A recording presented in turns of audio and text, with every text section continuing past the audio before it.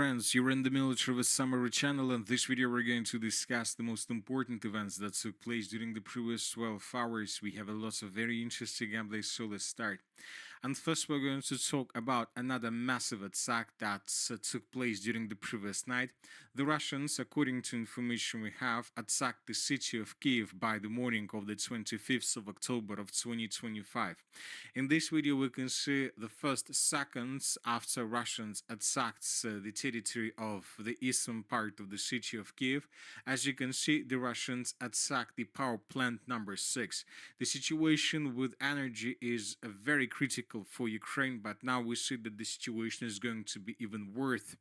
Furthermore, we have a few more videos from the same area from different angles. So as you can see, there is a very huge fire on the eastern bank of the city of Kiev. This is another video of the same territory, but from another angle. So once again, the power plant number 6 was, as I understand, completely destroyed. Most likely today the city of Kiev will have no electricity or energy supply. Anyway, let's wait and see what is going to be next. But I would like to remind you that while the Russians were attacking the critical infrastructure of Ukraine, Zelensky was on the territory of the United Kingdom, where he had a meeting with the coalition of willing. And Zelensky made lots of very interesting statements. Zelensky stated that on the day war ends, security guarantees must be ready. When diplomacy is once again set aside, it becomes clear to us what needs to be done. We need more powerful strike capabilities deep into Russia. And one more request. I strongly urge you to push your team so that together with our team we can finalize the future framework agreement on security guarantees.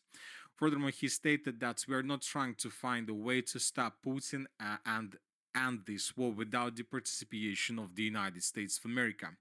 Another important thing that Zelensky met with King Charles III on the United Kingdom, and His Majesty told him to walk up front.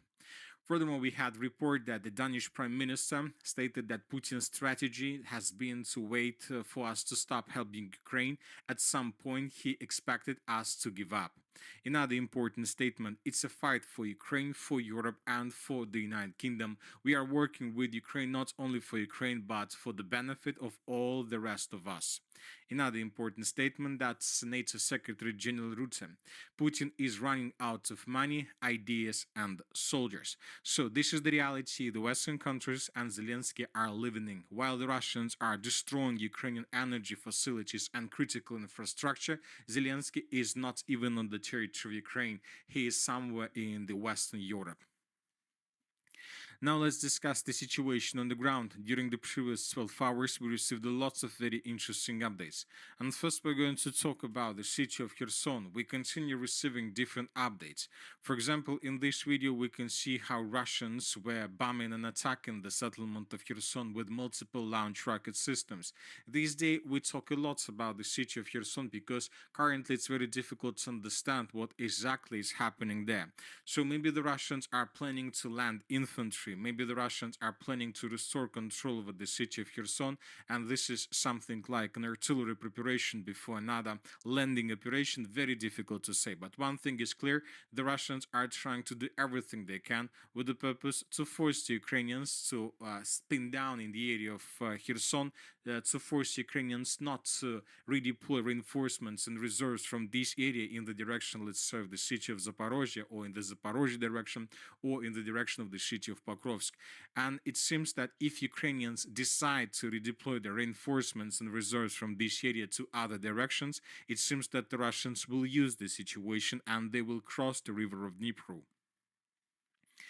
Now let's talk about the Zaporozhye direction. During the previous 12 hours, we received lots of very interesting updates. And the first update is coming from the settlement by the name of Yegorovka.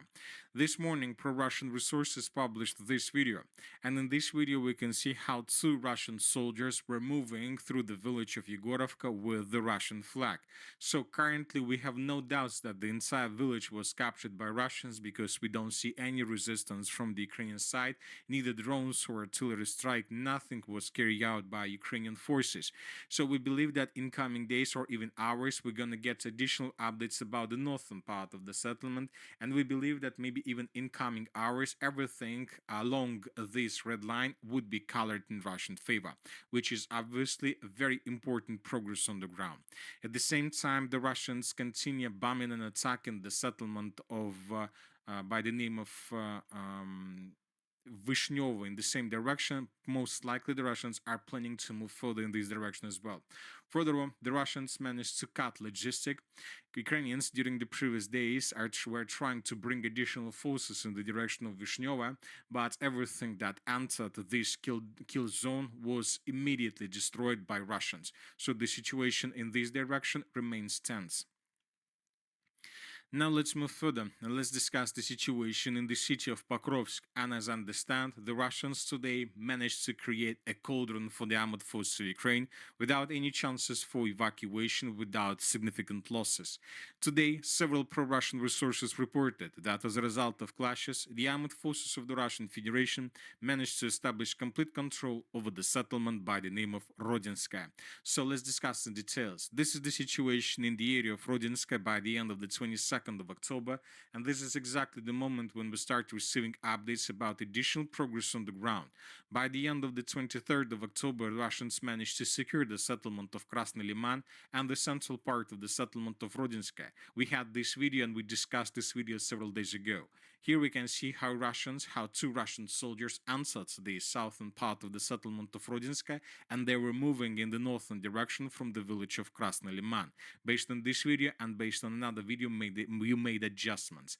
By the end of the 24th of October, we got report that the Russians improved their positions in the central part of the settlement, and by the morning of the 25th of October, pro-Russian sources reported that the village of Rodinskaya was captured completely. So that's it. Now Ukrainians have no possibilities for evacuation. Because I would like to remind you that during the previous days, we received lots of updates about the situation on the western and the northwestern flanks of the city of Pokrovsk. I would like to point attention to the top left corner, this one. According to information we have, all these territories were also captured by Russians. So something like this, all these territories that are located inside of this red line were already captured by the armed forces of the Russian Federation. This information was confirmed by different, different sources, mainly pro-Russian sources. And from this perspective, we see that the distance between positions of the armed forces of the Russian Federation in the northwestern part of the city of Rodinskaya, in the northwestern part of the city of Pokrovsk, and in the southern part of the city of Rodinskaya is less than 4 kilometers. And telling the truth, Ukrainians have no chances to use these roads for evacuation. Furthermore, according to information we have, the Russians improved their positions in the city of Mirnograd. The Russians captured the mine of Mirnograd. This is the mine of Dimitrova. We came to this conclusion based on this video that was published by Ukrainian sources. And here we can see how Ukrainians were attacking positions of the armed forces of the Russian Federation on the territory of this mine. Based on this video, we came to conclusion that the Russians captured this territory. And this is one of the most powerful former stronghold of the armed forces of Ukraine in this area. Now the Russians have possibilities to concentrate and to accumulate forces before moving forward in the northern direction. So we believe that the ultimatum that was issued by Russians to abandon the city of Pokrovsk and Mirnograd by the 27th of October of 2025 is a real information, and Ukrainians currently don't have any other option if they want to save their soldiers and vehicles and equipment. Now let's talk about the city of Konstantinovka. During the previous 12 hours, we received a very important video, this one.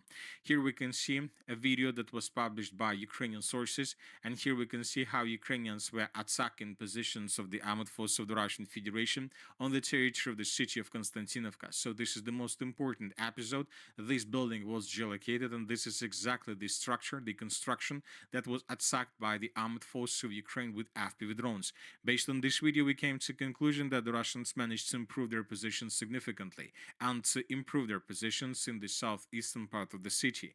At the same time, the Ukrainians are trying to bring additional reinforcements and reserves with the purpose to stabilize the situation, but as soon as another vehicle enters a kill zone, this vehicle can be destroyed within seconds or even minutes. Now let's move further and let's discuss the situation in the Liman direction. During the previous 12 hours, pro-Ukrainian sources published this video, and here we can see how Russians were moving already on the territory of the city of Liman. In this video, we can see how Ukrainians were inspecting the territory, and when they discovered Russian soldier, Ukrainians decided to attack this soldier. So this episode and this, let's say, situation took place exactly at this point, and this is already the southeastern outskirts of the city of Liman. So today we received, for the first time since the beginning of the third battle for the city of Liman, we received an update that confirms that the Russians managed to enter the city itself, and the battle for this territory has begun. And that's it for the short video. Military Summary channel reminds we condemn any violence in the world. Thank you for watching, subscribe to my channel, put your likes, join my Patreon, and have a good day. Bye bye.